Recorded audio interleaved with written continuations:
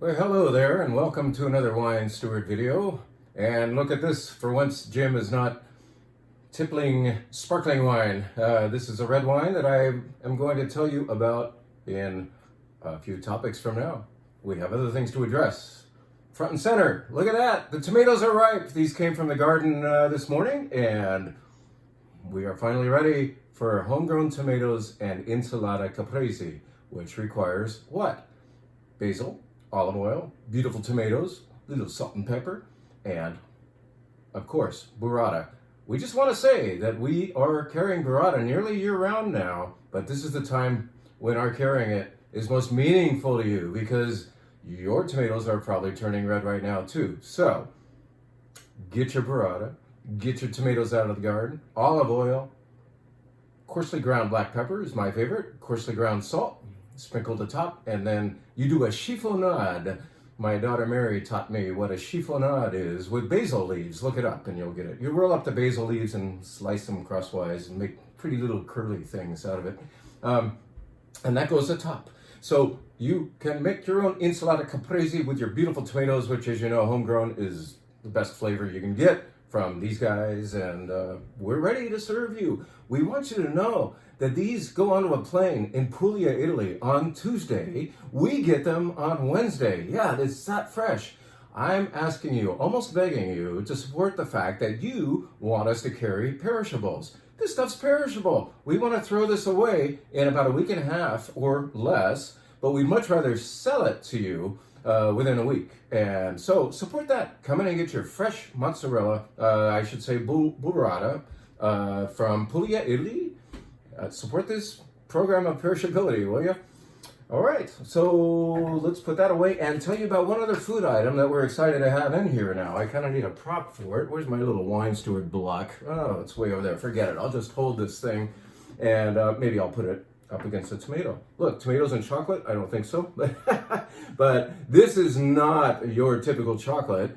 It's not typical price, but what would you expect from Thomas Keller, the great master chef of what? French Laundry? He's got his own line of chocolate now, and we are carrying it. Yes, sometimes you buy up for the good stuff. You would need to buy up for this, but it's well worth it. Some wines behave the same way, right? On a special occasion, you buy up for greatness instead of just wine goodness. So check out the chocolate from Thomas Keller himself. All right? New at the Wine Steward. Why don't we get in on the subject pertaining to this glass of wine and tell you that we're a little late in the game, but once again, every year at this time, we are doing a pre-sale at amazing prices on the next vintage, the newest vintage to arrive of Silver Oak Alexander Valley Cabernet Sauvignon. This is the 2019, much anticipated? Yeah, for my part. Silver Oak always releases a little later. They want the wine to relax a little bit more by the time it's ending up in your wine cellar and perhaps on your table.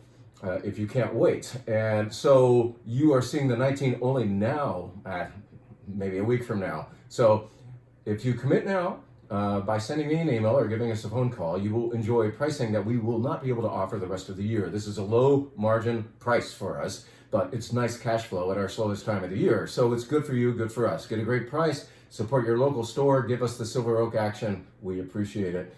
2019, what about it? I'm going to write about it. I have about 2 paragraphs to write about this wine, but I will tell you, 2019, much anticipated because all the other 19 Cabernets I've had from both Alexander Valley and the Napa Valley have been more concentrated, dark, dense, gratifying. This plays. This has a little bit, not a little bit, quite a bit more oomph in the mid-palate, more chocolate to the nose. I've been letting this wine air out overnight because it does age very well, as you collectors of Silver Oak know, and so to give it some false age, I left the cork out all night, so this would bloom this morning for me. It's blooming.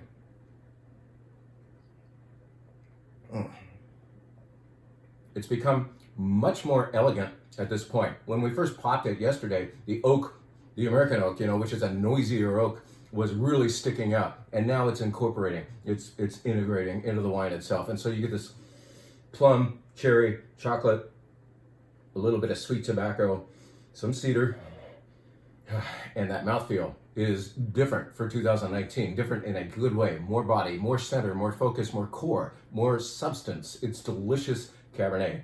So get in on it if you want to play. I'm going to be sending out an email with the pricing, and you can send me an email back saying, please ring me up for 4 bottles, 6 bottles, a case, and you will have your wine here to pick up in no more than 10 days. Let's say that. All right?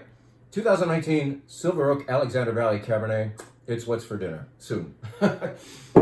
Ah, man, that's good. No spit bucket? No problem. All right. Hey, what about these tomatoes and that Insalata Caprese I was talking about? How about this wine?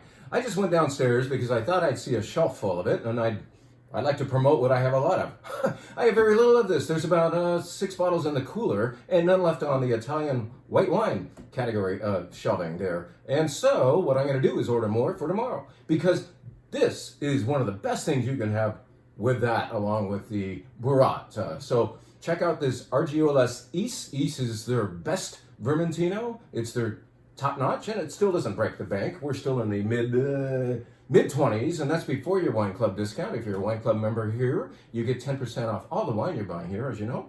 So this goes down to $22.49, I believe, for members of our club.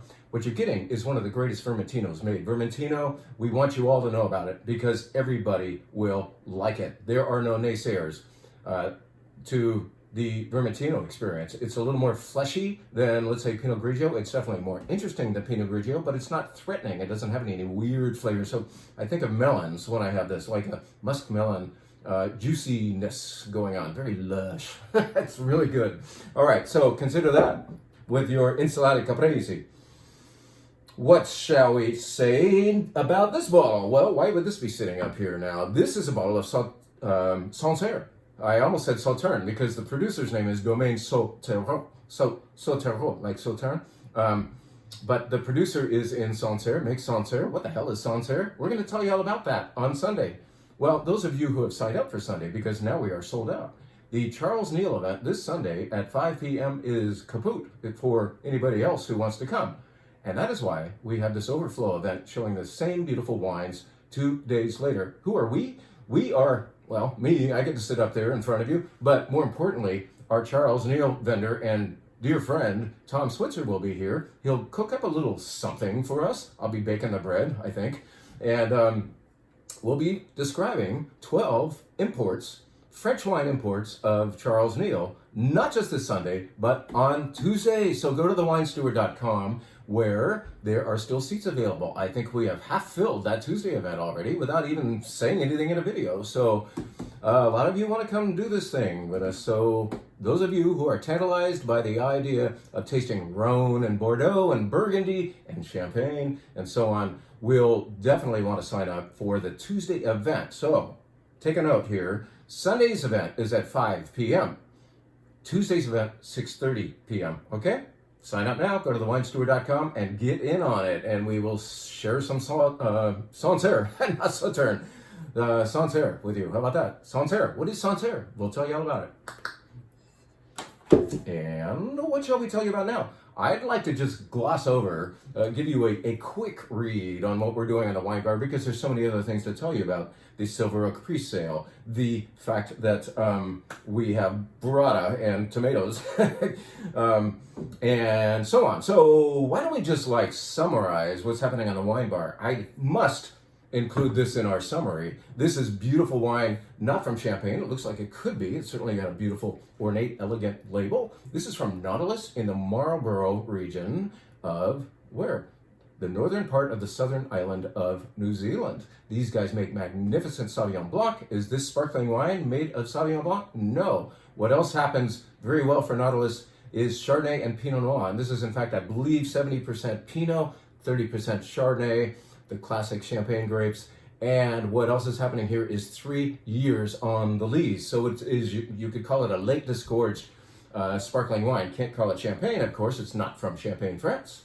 But it is made just like Champagne. Second fermentation in bottle, 3 years, not just like a year and a half or a few months on the lees, which gives it more toasty character. Really lovely wine from Nautilus. Look at that beautiful label. Not inexpensive, but definitely worth it. This plays right alongside our champagnes at the same price, I promise.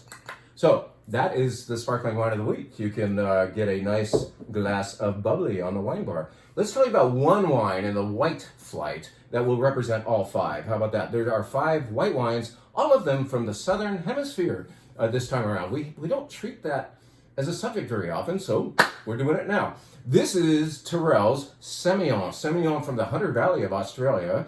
If you were to own or obtain a big, thick wine book on like wines of the world, you would almost certainly see this identified when you are thumbing through the Australian wine section.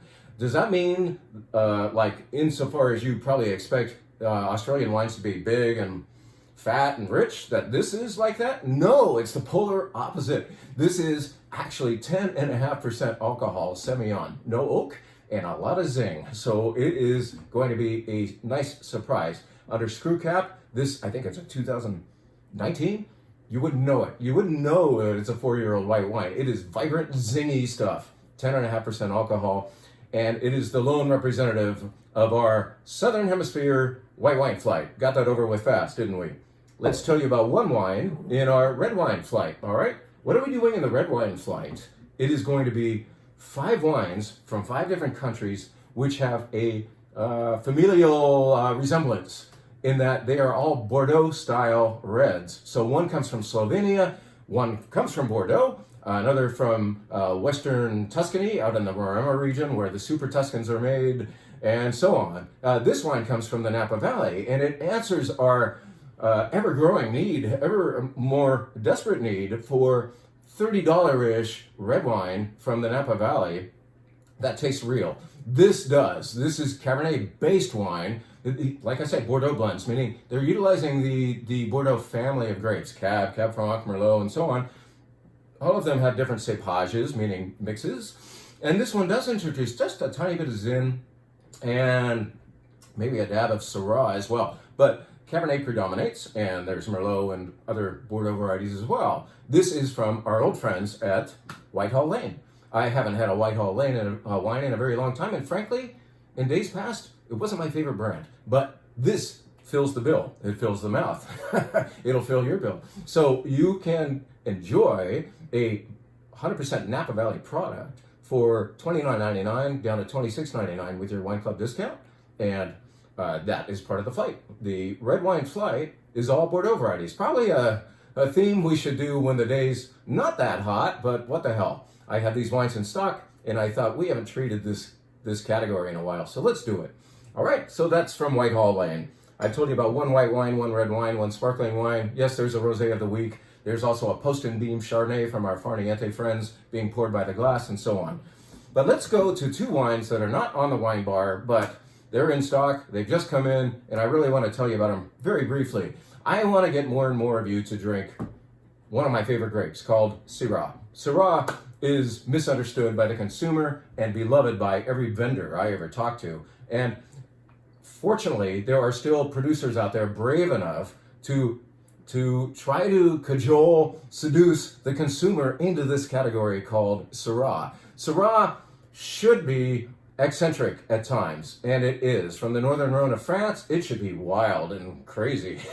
From cool weather, especially from cool weather areas, we expect eccentricity, but we also understand that the casual consumer, let's call some of you, are afraid of that, and they need safety.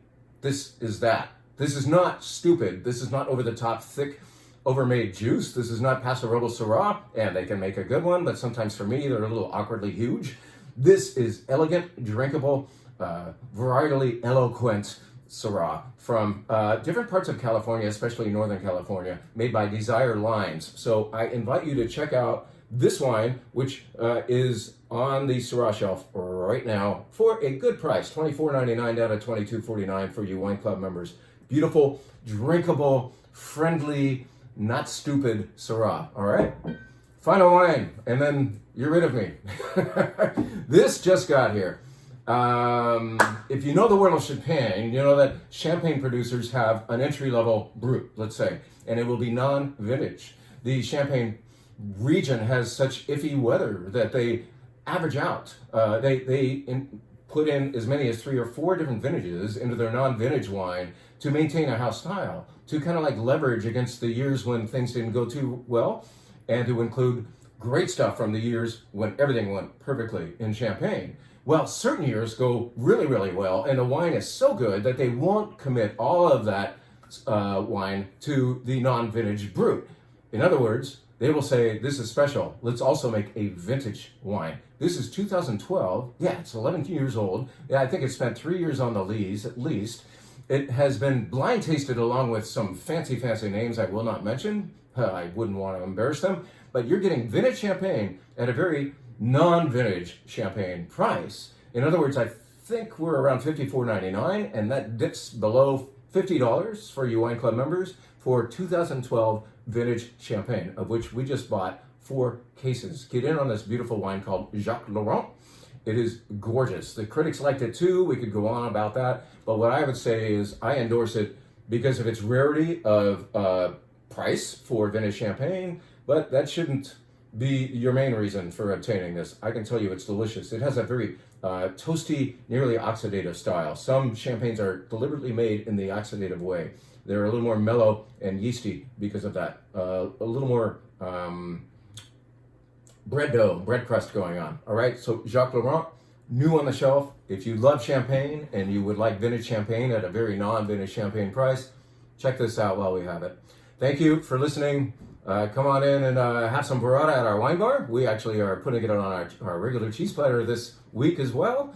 And take us up on the Silver Oak pre-sale and all that. So, and don't forget, next Tuesday, Charles Neal's Wines, as shown by Tom Switzer and myself. We still have seats. Thanks again. Have a great one.